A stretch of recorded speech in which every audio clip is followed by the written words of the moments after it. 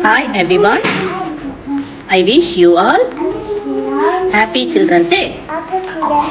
Today, our today our first Prime Minister Jawaharlal Nehru birthday. He loved the children very much.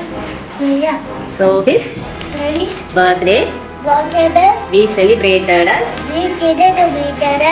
Children's Day in India.